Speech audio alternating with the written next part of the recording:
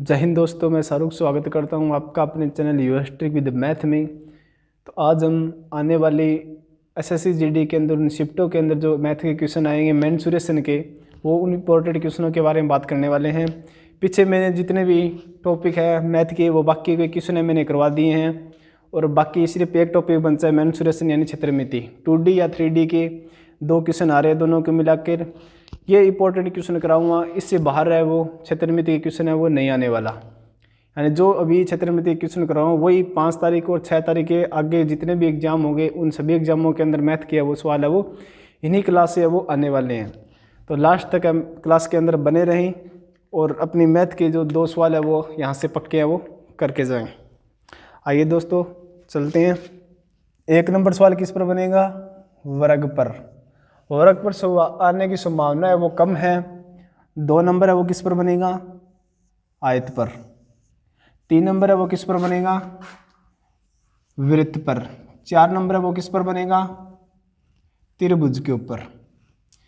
यानी 2D के अंदर आपसे सवाल पूछे जाएंगे ये 4 सवालों में से, या अगला बनेगा एक 5 नंबर किस पर? समांतर चतुर्भुज। यानी ये आयत है, एक होगा समांतर चतुर्भुज, एक समांतर चतुर्भुज पर बनेगा और या फिर बनेगा समलंब चतुर्भुज पर।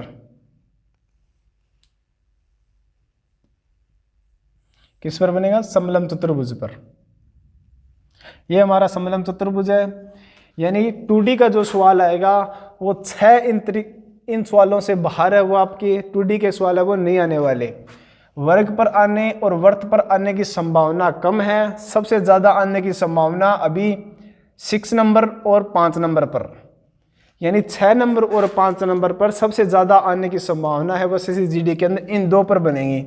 अगर किसी भाई के पास अभी टाइम वक्त कम है तो ये नहीं कर पा रहे तो ये दो है वो पक्का करके जाना, 5 नंबर और 6 नंबर, क्योंकि अभी शिफ्ट के अंदर लेवल के अंदर है वो इंक्रीज है वो हो रहा है, जिसके कारण पहली शिफ्ट या दूसरी शिफ्ट पहले दूसरे दिन तो ये सवाल है वो पूछ लिए गए 1 नंबर और 2 नंबर और 3 नंबर और 4 नंबर पर। सबसे ज़्यादा आने की संभावना बनेगी 5 और 6 पर। देख लेना जितने भी आपकी शिफ्ट बनते तो लगभग 90% शिफ्टों में से, यानी जो जितनी शिफ्ट बनती है उनकी 90% में से इन 2 पर आपको सवाल है वो देखने को मिलेगा। लेकिन मैं आपको बिल्कुल भी रिस्क नहीं ले रहा हूँ, क्योंकि 2 सवालों की बात है, यानी 4 नंबरों का खेल है। तो इसका मतलब है मैं आपको 6 के 6 तरीके वो कराने वाला हूँ। इससे सवाल है वो बाहर है वो नहीं आने वाला। तो आइए चलते हैं फर्स्ट नंबर की ओर। 6 नंबर है, नोट जितने 6 आइए नोट कर लेना। फर्स्ट नंबर चलते हैं पहले वर्ग की ओर। देखो वर्ग पर सवाल है वो कैसा बन सकता है। जिस तरह आपने एसएससी जीडी के अंदर मैथ के सवाल आ रहे हैं उसके आधार पर बता रहा हूँ कि लेवल के अंदर कैसे सवाल बन सकते हैं। बिल्कुल भी इसके अंदर फालतू की चीज़ें नहीं बताई जाएगी, वही बताऊंगा जो एसएससी जीडी के अंदर एग्जाम के अंदर पूछा जाएगा। यानी ना लेवल है वो हाई रखूंगा ना लेवल कम रखूंगा। इसका मतलब जो सवाल पूछा जाएगा वही यहाँ पर बताऊंगा। बेफालतू की चीज़ें हैं वो नहीं पढ़ाई जाएगी, ओनली जो सवाल आएंगे वही पढ़ाए जाएंगे। पहली बात आती है वर्ग की। किस पर बात करते हैं? वर्ग पर। वर्ग पर सवाल है वो कौन सा बनेगा? वर्ग का सूत्र है वो क्या होता है? देखो पहले यहाँ पर चलो, इसका पहले ज्ञात क्या करोगे आप? क्षेत्रफल। क्षेत्रफल का सूत्र क्या याद रखोगे? भुजा की स्क्वायर। और 2 नंबर है वो क्या है? इसका परिमाप। परिमाप क्या होता है? 4a। 2 तरीका ये बन गया। तीसरा कौन सा बनेगा? इस पर बनेगा आपको या तो इसकी क्या दे देगा? विकिरण दे देगा। विकिरण दे देगा तो आपसे क्या पूछा जाएगा? इसके अंदर है भुजा है वो पूछी जाएगी कि आपकी भुजा है वो कितनी है। इसका मतलब तीसरा बनेगा विकिरण पर। विकिरण है वो क्या होता है? √2a होता है। इन 3 तरीकों के बाहर आप वर्ग का सूत्र या वर्ग का जो क्वेश्चन होगा इन 3 सूत्रों से बाहर है वो नहीं आने वाला। वर्ग पर आप ये याद कर लेना। अब बात करते हैं आयत की। 2 नंबर किसकी बात करते हैं? आयत की। आयत पर सवाल है वो कौन सा बनेगा? जिस तरह इसका बनेगा क्षेत्रफल पर, क्षेत्रफल पूछ लेगा इसका L × B। L यहाँ पर लंबाई है, B यहाँ पर क्या है? चौड़ाई है। और इसका आयत मतलब इसका परिमाप है। परिमाप क्या होता है? 2 × एल प्लस बी, एल यहाँ पर लंबाई, बी यहाँ पर चौड़ाई है, यानी ये यहाँ पर लंबाई हो जाएगी, ये यहाँ पर चौड़ाई हो जाएगी। और तीसरा इस पर क्या बनेगा, विकिरण पर। विकिरण क्या होती है इसकी, L square plus B square का रूट। इन तीन सूत्रों से बाहर है, आयत का वर्ग का प्रश्न है वो नहीं आने वाला। अब देखो इस पर प्रश्न है वो किस तरह आएगा, प्रश्न इस पर इस तरह आ सकता है, या तो आपको यहाँ पर विकिरण दे देगा कि वर्ग का विकिरण है वो √2 है, यानी √2, जैसे वर्ग का विकिरण दे दिया इन्होंने √2 10 है, तो आप इस वर्ग का क्षेत्रफल ज्ञात करो। क्षेत्रफल किस तरह ज्ञात करोगे, यानी √2 का मान है वो हमारे पास में कितना है, √2 10 है। इस तरह आएगा, विकिरण कितने होता है, √2a होता है इसका सूत्र। इसका मतलब √2a की मान है वो कितना है, √2 10 है। √2 से √2, इसका मतलब a का मान है वो हमारा 10 हो जाएगा। इस पर हमें क्या पूछेगा, ये क्षेत्रफल पूछेगा। क्षेत्रफल क्या होता है, वर्ग का भुजा स्क्वायर, यानी भुजा कितनी है 10, तो क्षेत्रफल कितना हो जाएगा 100 हो जाएगा। इस तरह सवाल है वो इस पर बनेगा। बाकी इसका क्या पूछेगा, परिमाप भी पूछ सकता है, विकिरण देके कुछ भी पूछ सकता है, परिमाप देके क्षेत्रफल पूछ सकता है, परिमाप देकर विकिरण पूछ सकता है, परिमाप देके क्षेत्रफल पूछ सकता है, क्षेत्रफल देके परिमाप पूछ सकता है और विकिरण पूछ सकता है। उम्मीद करता हूँ कि सबको समझ में आ गया होगा किस तरह वो वर्ग का क्वेश्चन है वो करना है। आइए अगले नंबर पर चलते हैं, आयत पर। आयत पर किस तरह पूछेगा, आयत पर 3 ही सूत्र है वो लगने वाले हैं। इसी तरह यहाँ पर होगा, या फिर आपको यहाँ पर विकिरण दे देगा, इसका मान दे देगा, या फिर आपको परिमाप दे दिया जाएगा, या फिर क्षेत्रफल दे दिया जाएगा। अगर तीनों में से कौन सा ही देखने को ना मिले तो आपको क्या मिलेगा, यहाँ पर एल का मान मिलेगा और बी का मान मिलेगा, और पूछेगा इसका विकिरण है वो कितना है। उम्मीद करता हूँ कि समझ में आ गया होगा। एक सवाल इस पर यह बनता है, इसका विकिरण दे देगा जिस तरह √2 L square plus B square का रूट बराबर 4, तो इसका मान हो जाएगा एल प्लस बी स्क्वायर बराबर 16। ये दे देगा तो हमें क्या पूछेगा, हमें ये भी पूछ सकता है, हमारे पास में क्षेत्रफल दे देगा एल गुणा इंटू बी का मान, कितना दे दे 10 दे दे, या और भी मान हमें दे सकता है। तो हमें पूछेगा एल और बी का मान है वो कितना होगा।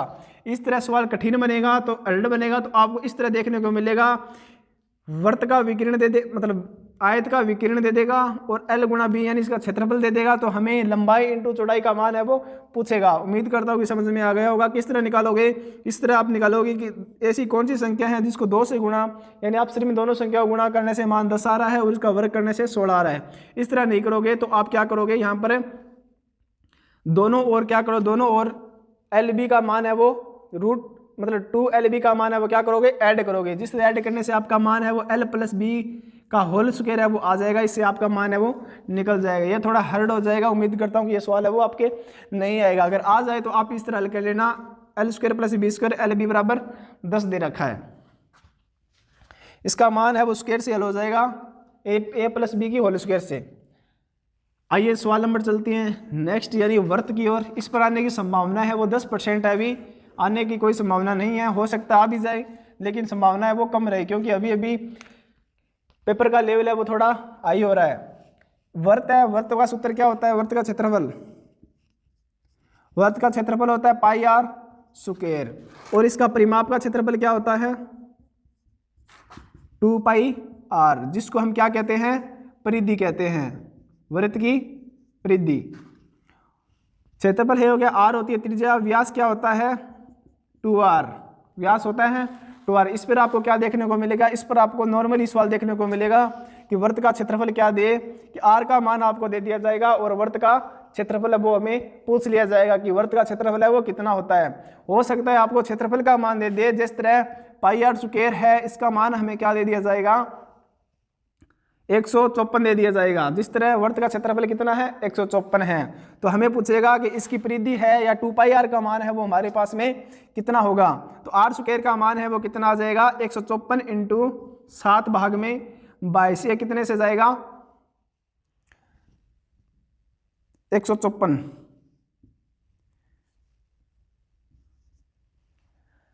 8 2 7 19 14, 7 से कितने से जाएगा 7 से जाएगा, तो आर का मान है वो हमारे पास में कितना आ जाएगा 7 आ जाएगा।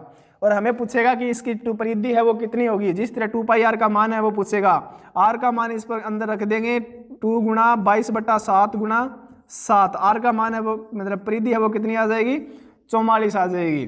अब इसके अंदर बता रहा हूं कि एक आपको सबसे बड़ी, नहीं ये रहने दो, आप अगला ही सवाल कर लेता हूं, कौन सा होगा, त्रिभुज पर। ये वृत्त पर नॉर्मल है, ऐसा ही सवाल आएगा, सूत्र देख देगा, या फिर 2πr का मान पूछ लेगा, या फिर वृत्त का क्षेत्रफल है वो पूछ लेगा, क्या होगा।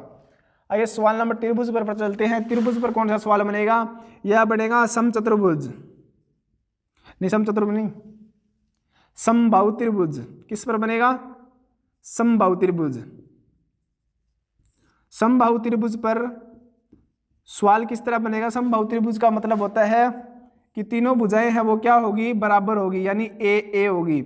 ए हो सकती है कौन सी भी अपने अनुसार है वो मान सकते हो। तीनों समबाहु त्रिभुज का मतलब होता है जिसकी तीनों भुजाएं हैं वो क्या होगी, बराबर होगी। इसका मतलब तीनों भुजाएं बराबर है, इसके ऊपर बनने वाला कोण है वो भी क्या होगा, बराबर होगा। इसका मतलब प्रत्येक कोण है इसका मान है वो कितना हो जाएगा, 60 डिग्री हो जाएगा। यानी समबाहु त्रिभुज के प्रत्येक कोण का मान है वो 60 डिग्री होता है। अब इस पर किस तरह बनेगा सवाल, इसका पूछेगा कि क्षेत्रफल है वो, एक समबाहु त्रिभुज की भुजाएं हैं वो 4 सेंटीमीटर है, तो इसका क्षेत्रफल है वो कितना हो जाएगा। समबाहु त्रिभुज का क्षेत्रफल होता है √3/4 इंटू भुजा की स्क्वायर, ये इसका क्षेत्रफल होता है। और इसका पूछ लेगा विकिरण, इसकी हाइट है वो क्या होती है, √3/2a क्या होती है, इसकी हाइट होती है। अब इस तरह आपको दे दिया जाएगा कि इसका मान है वो, समबाहु त्रिभुज का क्षेत्रफल है वो कितना होता है। अभी तक सवाल है इस पर आया नहीं है, लेकिन हो सकता है इस पर आ जाए। √3/4 है वो a², हो सकता है इतना पूछेगा आपको कि त्रिभुज समबाहु त्रिभुज का क्षेत्रफल है वो कितना आ जाए। इसका भुजा दे देगा, जिस तरह भुजा इसकी क्या होगी, 4 होगी, इसका क्षेत्रफल है वो कितना आ जाएगा, √3/4 गुणा 4 से 4 कैंसिल, इसका मतलब 4√3 अपना क्या हो जाएगा, क्षेत्रफल हो जाए समबाहु त्रिभुज का। उम्मीद करता हूँ कि समझ में आ गया होगा। आगे चलते हैं सवाल नंबर नेक्स्ट की ओर। एक इस पर बन गया, तो एक त्रिभुज पर कौन सा बन सकता है, समकोण त्रिभुज पर। जिस तरह यह समकोण त्रिभुज है, समकोण त्रिभुज की प्रॉपर्टी क्या कहती है कि इसका एक मान है वो, कोण है वो कितना होगा, 90 डिग्री का होगा। यानी समकोण त्रिभुज वह होता है जहां पर इसका एक कोण है वो क्या होगा, 90 डिग्री होगा, और उसके सामने वाली भुजाएं वो क्या होगी, विकीर्ण होगी। इसका मतलब ये ए है, ये बी है, ये सी है। इसका क्षेत्रफल है वो क्या होगा, 1/2 बी इंटू ए, यानी 1/2 आधार गुणा ऊंचाई। आधार हमारा ये है, ऊंचाई हमारी ये है। इसका सूत्र है वो समकोण त्रिभुज का ये होता है। इसके अंदर आपको एक भुजा दे दी जाएगी और इसका क्षेत्रफल है वो पूछ लिया जाएगा। नॉर्मल से सवाल है वो यही आएंगे इसके अंदर। आगे चलते हैं सवाल नंबर नेक्स्ट की ओर। त्रिभुज का हो गया, वर्त का हो गया, आयत का हो गया, वर्ग का हो गया। अब चलते हैं 5 नंबर। 5 नंबर कौन सा बताया था मैंने, समचतुर्भुज पर बना है। समचतुर्भुज के अंदर क्या होता है, ये विकीर्ण समचतुर्भुज का कहां पर काटेगा, जहां पर भी काटेगा ये 90 डिग्री का कोण बनाएगा और अपने आप को 1:1 के अंदर है वो क्या कर लेगा, डिवाइड कर लेगा समचतुर्भुज। ये मान a है तो ये क्या हो जाएगा, a हो जाएगा, और ये क्या हो जाएगा, ये मान हमें निकालना पड़ेगा। समचतुर्भुज पर सवाल है वो मैं बता देता हूँ किस तरह होगा। आइए सवाल नंबर चलते हैं फर्स्ट की ओर। फर्स्ट में क्या दिया हुआ है, एक समचतुर्भुज की प्रत्येक भुजा की लंबाई 13 सेंटीमीटर है और विकीर्ण है वो 24 सेंटीमीटर। समचतुर्भुज का क्षेत्रफल ज्ञात करो। जिस तरह हमारे पास में ये समचतुर्भुज है, इसकी प्रत्येक भुजा की लंबाई हमारे पास में 13 दी हुई है। ये हमारे क्या है, विकीर्ण है। इन्होंने कहा है एक विकीर्ण है वो 24 है। इसका मतलब ये ए मान लो, ये बी मान लो, ये सी मान लो, ये डी मान लो। इसका मतलब ए बी की लंबाई वो हमारे पास में कितनी है, 24 है। तो समचतुर्भुज का क्षेत्रफल है वो कितना होगा। समचतुर्भुज का क्षेत्रफल मैंने बताया था कैसे कितना होगा। समचतुर्भुज है, इसका क्षेत्रफल होता है 1/2 d1 इंटू d2। अब d1 d2 यहाँ पर क्या है, d1 d2 यहाँ पर है, d1 तो हो गया पहला विकर्ण, d2 हो गया दूसरा विकर्ण, कौन सा भी मान सकते हो। यानी 1/2 दोनों विकिरणों का गुणनफल है वो हमारा क्या होता है, समचतुर्भुज का क्षेत्रफल होता है। तो अब देखो हमारे पास में 13 दी हुई है, एक विकिरण है वो 24 दिया हुआ है, तो दूसरा विकिरण है वो किस तरह ज्ञात करोगे। तो मैंने ये बताया कि ये जहाँ भी काटेगी 90 डिग्री पे काटेगी और जहाँ भी काटेगी अपने आप को समान अनुपात के अंदर डिवाइड करेगी। इसका मतलब है ए बी का पूरे का मान 24 है, तो आधे का मान है वो कितना हो जाएगा, 12 हो जाएगा। आधे का मान 12 है तो इसका मान भी ये 12 हो जाएगा। अब देखो सबसे बड़ी बात इसके देखने वाली बात यहाँ पर यह है कि 10-15 सेकंड के अंदर आप इस सवाल को हल करना चाहते हो तो आपको सबसे पहले क्या ज्ञात करना पड़ेगा, ट्रिपलेट है वो ज्ञात करना पड़ेगा। यानी ट्रिपलेट है वो क्या होता है, तो आइए पहले ट्रिपलेट दिखा देता हूँ आपको। ये इतने ट्रिपलेट है, इतने ट्रिपलेट आप याद कर लोगे तो आसानी से अपना सवाल है वो कम समय के अंदर अपने सवालों को हल कर जाओगे। किस तरह करोगे, पहला ट्रिपलेट होता है 3 4 5, दूसरा होता है 5 12 13, तीसरा होता है 8 5 17, चौथा होता है 9 40 41, 12 35 37। हमारे पास में है, मैंने कहा कि जहां पर काटेगी 90 डिग्री का कोण बनाएगी, तो 90 डिग्री का कोण बनाएगी, इसका मतलब ये हमारा क्या हो जाएगा, समचतुर्भुज हो जाएगा। यानी हमारा कहां पर क्या बनाएगा, ट्रिपलेट बनाएगा, 100% हमारा ट्रिपलेट बनाएगा। इसमें ये हमारा क्या हो गया, त्रिभुज हो गया। यहाँ पर ओ है, ओ सी डी बी हमारा क्या हो गया, ये त्रिभुज हो गया। इसके सामने वाली भुजा क्या है, विकिरण है। विकिरण है, इसका मतलब एक हमारे पास में 12 है, तो ये दूसरी है वो हमारे पास में किस तरह निकालेंगे, ट्रिपलेट से निकालेंगे। दो सबसे बड़ा तरीका है, ये देखो 12 दे रखी है, 13 दे रखी है, तीसरी भुजा ऑटोमेटिक है वो क्या बन जाएगी, आपकी 5 बन जाएगी। अब देखो ये तो ये तरीका है, जिसके भाई के ट्रिपलेट याद नहीं है तो उसको वो कैसे किस तरह निकालेगा, जिस तरह यहाँ पर 13 यहाँ पर 12 है, इसका मतलब हमारे पास में छोटे वाली वैल्यू है वो निकालनी पड़ेगी, क्योंकि 90 डिग्री का कोण बनाएगी, उसके सामने वाली भुजा है वो क्या होती है, लंब होती है। तो लंब बराबर क्या होता है, बेस इंटू बेस प्लस में हाइट है। हाइट है वो हमारी क्या है, ए मान लो। जिस तरह लंब दे रखा है हमारे पास में 13, 13 का स्क्वायर 169, बी दे रखा है हमारे पास में 12 का स्क्वायर 144 प्लस में ए का स्क्वायर 169 में से 144 गया, कितना बन जाएगा हमारे पास में 25 बन जाएगा। इसका मतलब ए का मान है वो हमारा क्या आ जाएगा, 5 आ जाएगा। ए स्क्वायर का मान है वो कितना है, 25 है, ए का मान कितना आ जाएगा, 5 आ जाएगा। इस तरह आप इस फॉर्मूले से निकाल सकते हो, लंब बराबर आधार स्क्वायर प्लस में हाइट है। मतलब विकिरण बराबर विकिरण का स्क्वायर बराबर आधार का स्क्वायर प्लस में लंब का स्क्वायर। इस तरह वो ये क्या होता है, हमारा फॉर्मूला होता है। इस पर आप निकाल सकते हो।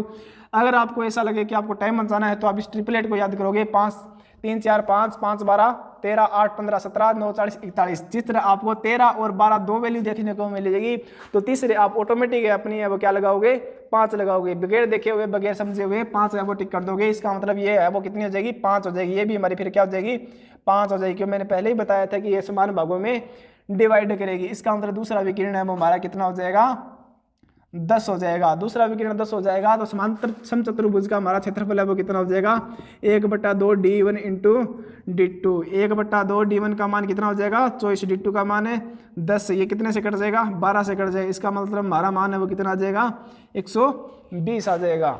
उम्मीद करता हूँ कि समझ में आ गया होगा। आइए सवाल नंबर चलते हैं नेक्स्ट की ओर। अभी किसी ने ट्रिपलेट उतारी नहीं है, वो ट्रिपलेट है वो अपने स्क्रीन शॉट ले लो। 5 12 13 8 15 17 9 40 41 12 35 37। सवाल नंबर नेक्स्ट है वो उम्मीद करता हूँ कि सब कर लोगे, क्योंकि इसमें दिया गया समचतुर्भुज का परिमाप है वो 148 सेंटीमीटर है, उसका विकिरण है वो 24 सेंटीमीटर है। तो उस समचतुर्भुज का क्षेत्रफल कितना होगा, परिमाप कितना है 148 है। 148 है, इसका मतलब इसकी भुजाएं वो कितनी आ जाएगी, 14 से 4 से भाग करें, 4 3 12 700 का 28। इसका मतलब 37 है वो हमारी क्या आ जाएगी, भुजा आ जाएगी, जिसके अंदर हमारा 12 35 37 वाला क्या लग जाएगा, इसके अंदर ट्रिपलेट वाला लग जाएगा। आगे सवाल नंबर चलते हैं नेक्स्ट की ओर। इसमें दिया गया है एक आयत का विकिरण है। अगला सवाल है, एक आयत का विकिरण 15 सेंटीमीटर, लंबाई है वो 12 सेंटीमीटर, तो आयत का क्षेत्रफल है वो ज्ञात करें। उम्मीद करता हूँ कि ये भी कर लोगे। सवाल नंबर अगला सवाल है करने वाला ये है, समलंब चतुर्भुज की दो समांतर भुजाएं।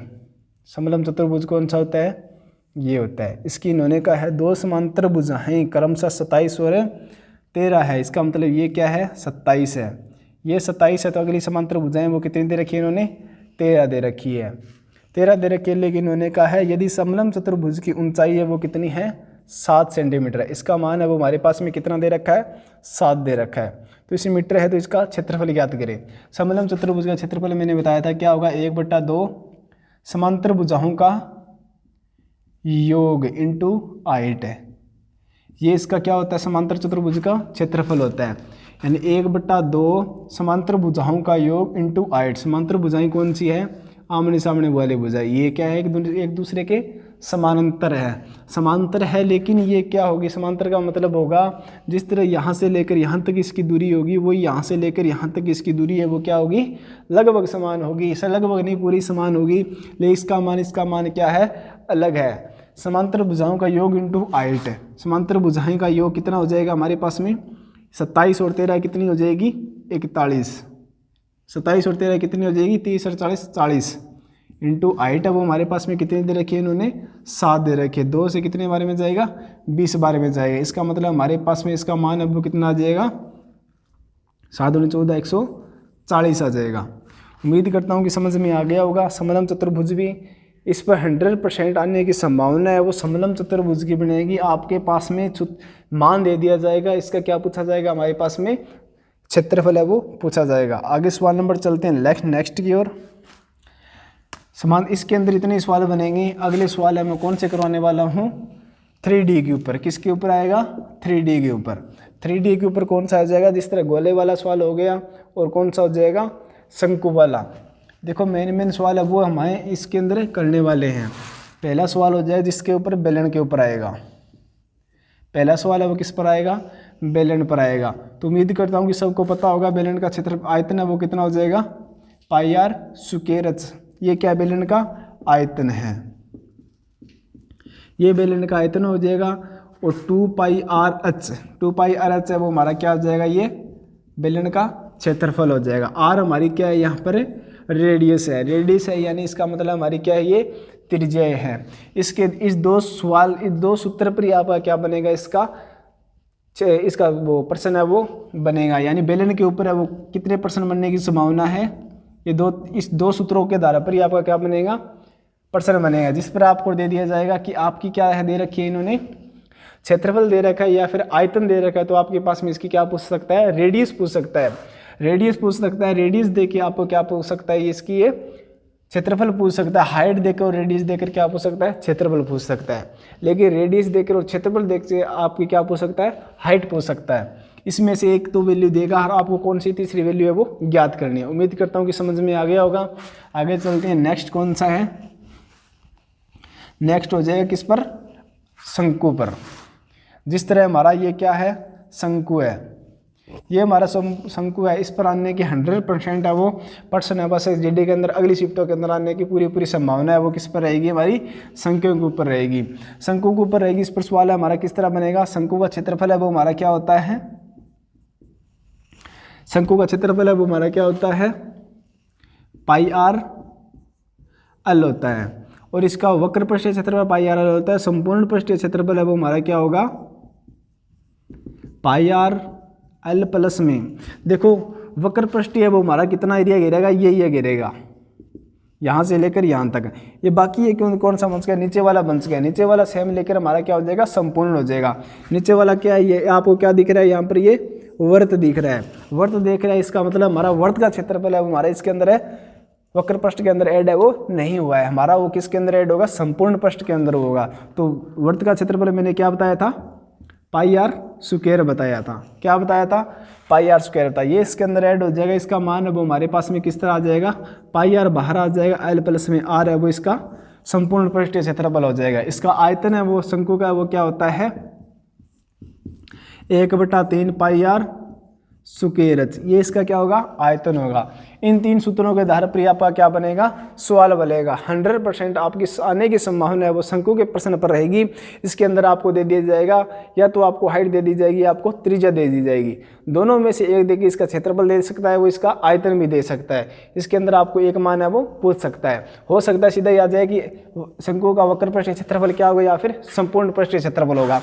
सबसे बड़ी आने की संभावना है वो हमारी क्या रहेगी, इसकी संपूर्ण पृष्ठीय क्षेत्रफल पर रहेगी। ये क्या है हमारा इंपॉर्टेंट है, यानी संपूर्ण पृष्ठीय क्षेत्रफल है वो शंकु के अंदर आने की पूरी संभावना रहेगी। आइए अब अगला देखते हैं, अगला कौन सा हो जाएगा, अगला हो जाएगा किस पर, गोले के ऊपर। किसके ऊपर आएगा, गोले के ऊपर। जिस तरह हमारा ये क्या है, गोला है, गोला है तो इसके अंदर रेडियस है वो क्या यहाँ पर आर है। तो इसका गोले का आयतन है वो क्या होता है, 4/3 पाई आर क्यूब। ये हमारा क्या होता है, गोले का आयतन होता है। तो इसका क्षेत्रफल है वो क्या होगा, 4 पाई आर स्क्वायर। 4 पाई स्क्वायर है वो क्या होगा इसका, गोले के अंदर एक खास बात है, इसका संपूर्ण पृष्ठीय क्षेत्रफल और वक्र पृष्ठीय क्षेत्रफल दोनों क्या होता है, सेम होता है। ये हमारा क्या रहेगा, संपूर्ण पृष्ठीय क्षेत्रफल रहेगा, और ये हमारा क्या रहेगा, वक्र पृष्ठीय क्षेत्रफल रहेगा। संपूर्ण पृष्ठीय क्षेत्रफल और वक्र पृष्ठीय क्षेत्रफल दोनों क्या है, बराबर है। ये हमारा क्या है, आयतन है। आयतन है वो किसका, ये हमारा बेल गोले का है। तो आइए इसके ऊपर एक सवाल और है, अगला अर्धगोले पर। किस पर बनेगा, अर्धगोले पर। अर्धगोले पर किस तरह बनेगा, जिस तरह हमारा क्या है, ये अर्धगोला है। अर्धगोला, इसकी रेडियस कितनी होगी, r हो जाएगी। इसका आयतन है वो जिस तरह मैंने बताया था 4/3 पाई r क्यूब। ये क्या होगा, पूरे गोले का क्या होगा, आयतन होगा। तो आधे गोले का आयतन ज्ञात करने के लिए क्या करेंगे, 2 से भाग देंगे। 2 से भाग देंगे, 2 से 2 कट जाएगा। इसका मतलब है 2/3 है वो हमारा क्या हो जाएगा, 2/3 पाई r क्यूब है वो हमारा क्या हो जाएगा, अर्धगोले का आयतन हो जाएगा। आयतन है वो हमारा कितना है, ये है। तो इसका क्षेत्रफल है वो क्या हो जाएगा, क्षेत्रफल यानी वक्र पृष्ठीय। इसका वक्र पृष्ठीय और संपूर्ण पृष्ठीय दोनों क्या होता है, अलग होता है। जिस तरह मैंने बताया था 4 पाई r स्क्वायर है वो क्या होगा, गोले का संपूर्ण पृष्ठीय क्षेत्रफल होगा।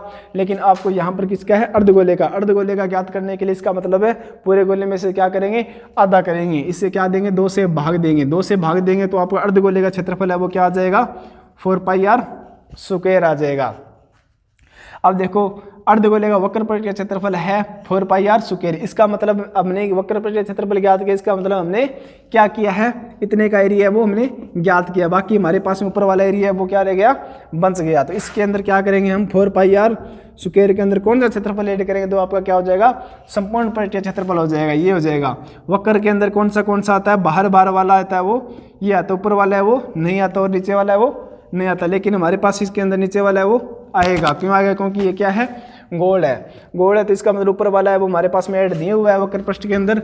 वक्र पृष्ठ के अंदर संपूर्ण पृष्ठ बनाने के लिए कौन सा ऐड करेंगे, ऊपर वाले एरिया ज्ञात करेंगे। ऊपर वाले एरिया वो क्या किसके अंदर है, वृत्त के अंदर है। वृत्त का क्षेत्रफल मैंने बताया था क्या होगा, पाई r स्क्वायर होगा। तो ये 2 पाई r स्क्वायर, ये 1 पाई r स्क्वायर कितना बन जाएगा, 3 पाई r स्क्वायर। इसका मतलब हमारा क्या हो जाएगा, ये पूर्ण क्षेत्रफल है वो यानी संपूर्ण क्षेत्रफल है वो हमारा कितना हो जाएगा, 3 पाई r स्क्वायर हो जाएगा अर्धगोले का। सबसे ज़्यादा गोले के अंदर अगर से प्रश्न आएगा तो आपको किसके अंदर देखने को मिलेगा, अर्धगोले के देखने को मिलेगा। 100% आपको सवाल है वो अर्धगोले के ऊपर है वो देखने को मिलेगा।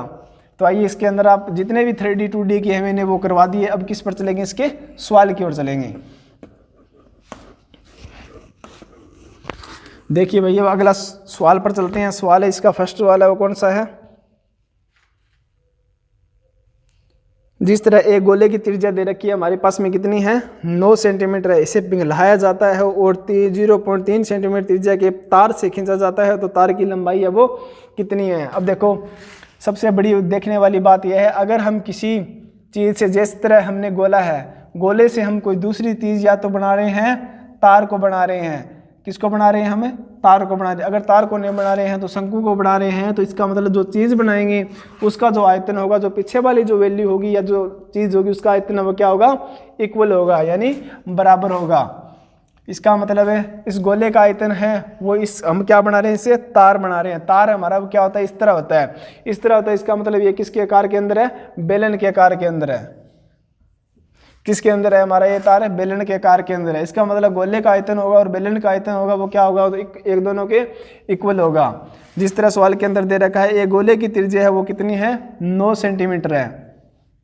कितनी हो जाएगी, 9 सेंटीमीटर हो जाएगी। इसे पिघलाकर 0.3 सेंटीमीटर तार से है वो खींचा जाता है, यानी तार की है वो रेडियस है वो हमारे पास में कितनी दे रखी है, 0.3 सेंटीमीटर दे रखी है। लेकिन उन्होंने कहा है तार की लंबाई है वो कितनी है। तार की लंबाई का मतलब हमसे ये क्या पूछ रहा है, इसकी हाइट पूछ रहा है। हाइट ही हमारी तार की क्या होती है, लंबाई होती है। तो दोनों का मैंने बताया था अगर हम पिघलाकर दूसरी चीज़ को बनाए जाते हैं तो इसका मतलब दोनों का आयतन है वो क्या होगा, इक्वल होगा। दोनों का आयतन इक्वल होगा, इसका मतलब गोले का आयतन है वो हमारे पास में कितना रहेगा, 4/3 पाई r क्यूब रहेगा। ये किसके आयतन के बराबर होगा, बेलन के आयतन के बराबर होगा। बेलन का आयतन है वो हमारा कितना हो जाएगा, पाई r स्क्वायर h। बेलन का आयतन है वो हमारा कितना हो जाएगा, पाई r स्क्वायर h हो जाएगा। पाई से पाई उड़ा देंगे क्योंकि ये दोनों का मान है क्या होता है, सेम होता है। इसका मतलब 4/3 r क्यूब बराबर आर स्क्वायर इंटू एच। हमारे पास में एच का मान है वो पूछ रखा है, आर की वैल्यू है वो दोनों तरफ हमें दे रखी है, कितनी हो जाएगी R1। R1 है ये क्या है, गोले की क्या है, त्रिज्या है, 3 गुणा 3 गुणा 3, यहाँ पर नहीं कितनी है 9 है, 9 गुणा 9, इसका मान है वो कहते किसके बराबर हो जाएगा, बेलन की त्रिज्या हमारे पास में कितनी है 3 है, 3 गुणा 3 भाग में कितना आ जाएगा 100 आ जाएगा, क्योंकि इसके पास में 0.0 है, इसके पास में 0.0, नीचे कितना आ जाएगा 100 आ जाएगा। इससे कितने से किससे गुणा कर दोगे, एच से गुणा कर दोगे, इसका मान है वो सोल्व करोगे तो आपका राइट आंसर है एच का मान है वो निकल के आ जाएगा।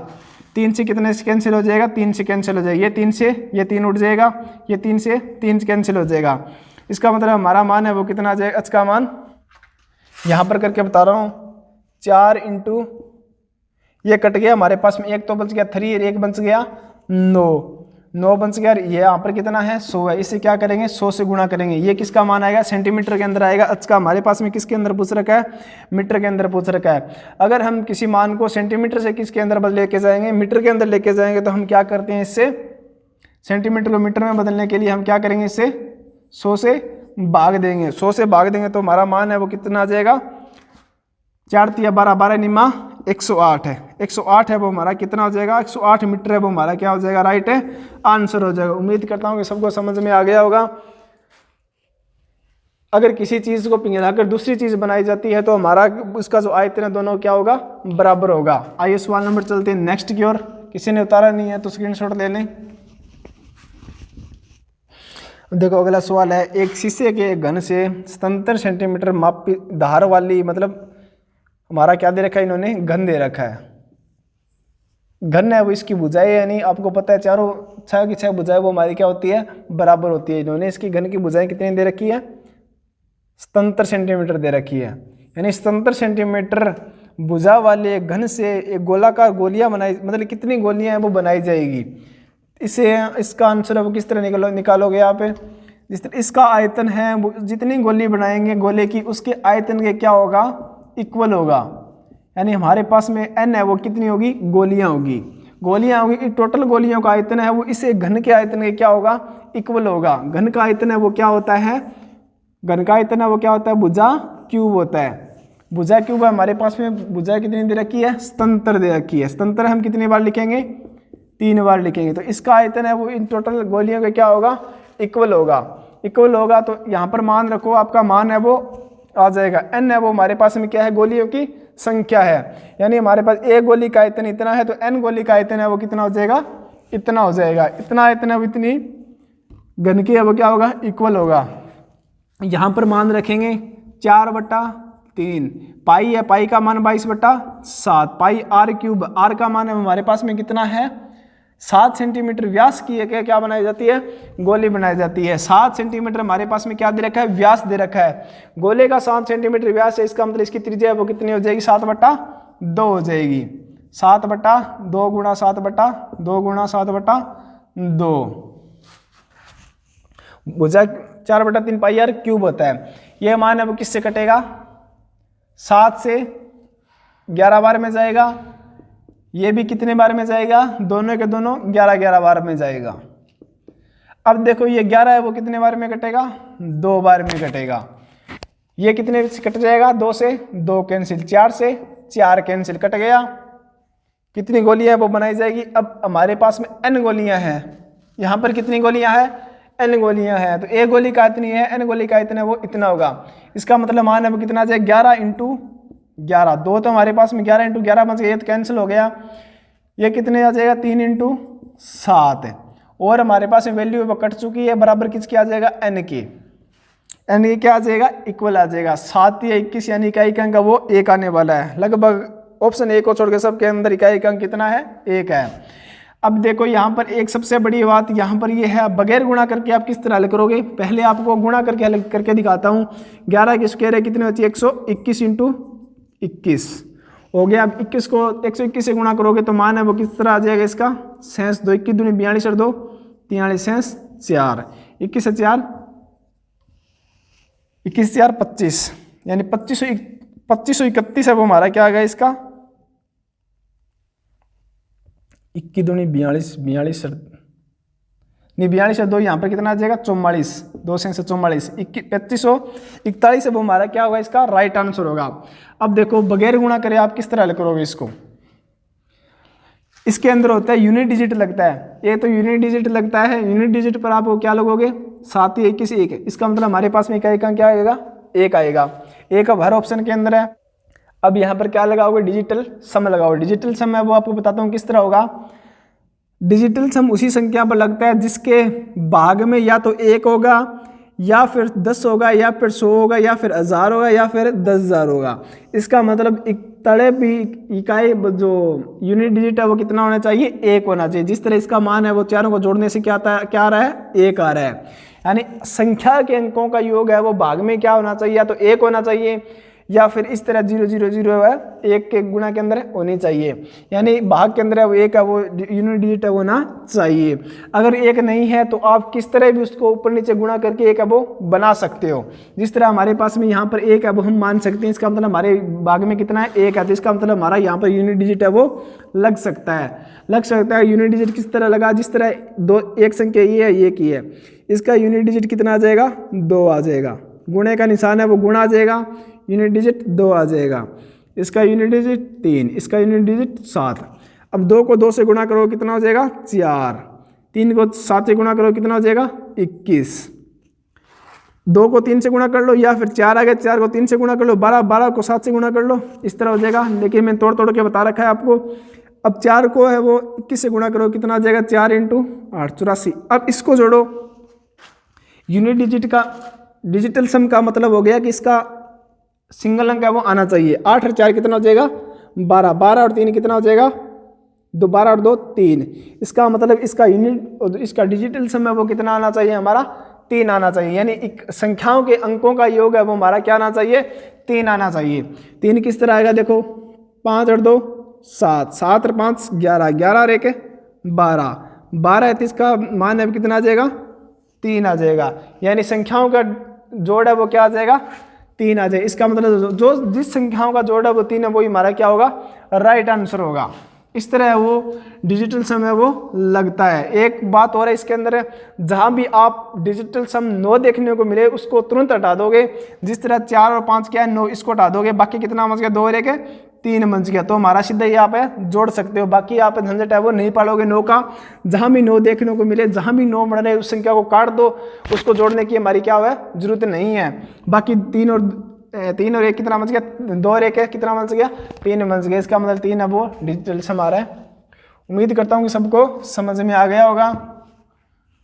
आगे चलते हैं सवाल नंबर नेक्स्ट की ओर।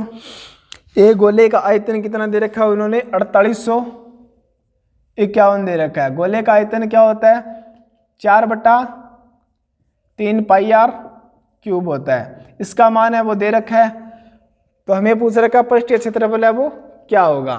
पृष्ठीय क्षेत्रफल क्या होता है इसका 4πr स्क्वायर होता है, 4πr स्क्वायर होता है।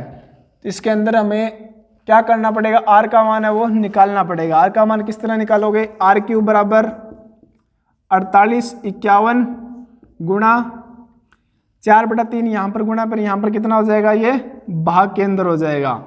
अब इसको इससे क्या करोगे गुणा करो, 22/7 है, इधर आके कितना हो जाएगा 7/22 हो जाएगा। मुझे पता है कि यह संख्या किससे कटेगी 11 से कटेगी। क्यों कटेगी, क्योंकि यहाँ पर हमारे क्या है क्यूब है, क्यूब इधर लेके जाएंगे तो 11 नीचे क्या है 1 ही है। इसका मतलब 11 दूनी 22, 11 चौकी 44, 4 बच गया 11 चौकी 44, 11 एकम 11, 441 से कट गई। यहाँ पर कितना बच गया 2 बच गया। 441 से वो किसका स्क्वायर होता है 21 का स्क्वायर होता है। इसका मतलब क्यूब बराबर क्या हो जाएगा 21 × 7 या 21 भाग में 8।